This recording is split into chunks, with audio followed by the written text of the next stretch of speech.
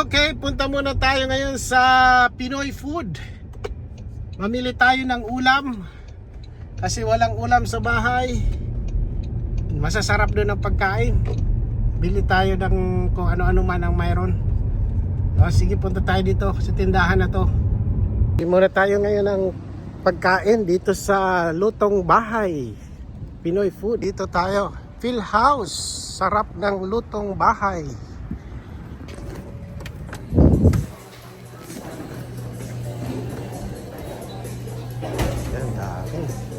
Dahil pagkain.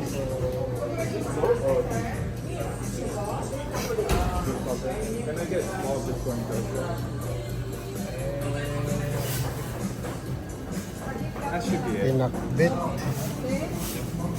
Sinigang na pampano. Lumpia.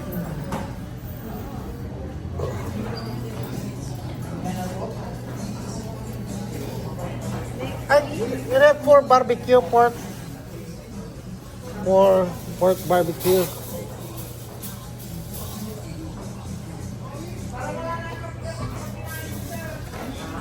Yan, pork barbecue. And then combo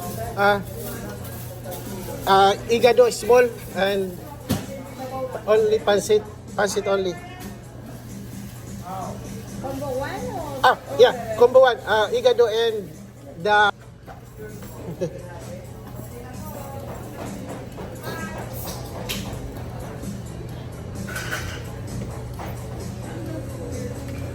yan, daming pansit. Yan. Igado and ang dinuguan nila. Igado. Bigyan mo nga ako na. Okay.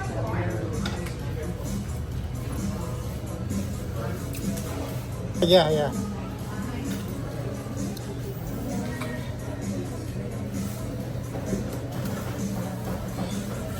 Okay.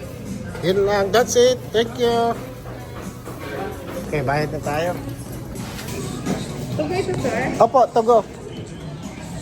Tugo tayo. Ano to? Chicken o pork? Pork. 38 lang. Okay, 38. Alis na tayo. Nakabili na. Meron pang mga ano dito. Yan. Ang mga mani. Ano? Tiempo. Empanada. Crispy pata. Charong bulaklak. Isaw. Okay. So nakabili na tayo. Yun lang ang binili ko kasi yun lang ang gusto nila. Pero maraming pagkain doon.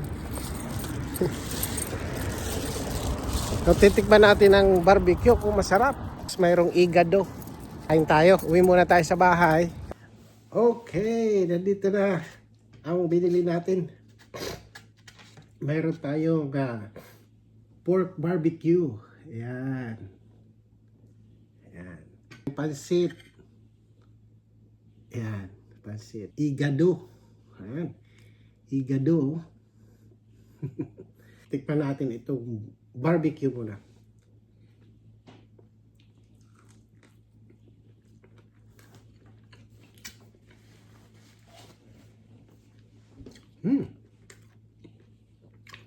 Masarap naman siya. Medyo may ang konti. Pero masarap siya.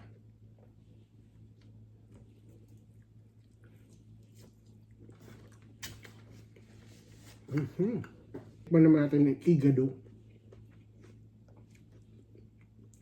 So, igado.